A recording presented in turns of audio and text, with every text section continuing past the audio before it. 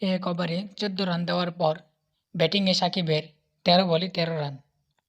সিপিএলে প্রথম ম্যাচ তেমন কিছু করতে পারেননি সেন্ট কিটসের বিপক্ষে।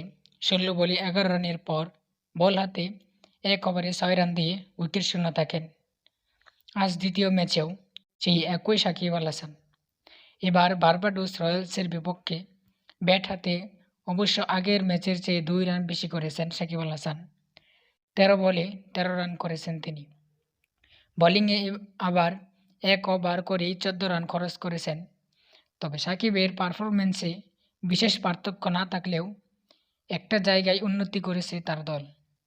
প্রথম ম্যাচে হারলেও আজ সাকিবের দল অ্যান্টিগা অ্যান্ড বারবুডা ফ্যালকনস জয় নিয়েই মাঠ ছেড়েছে।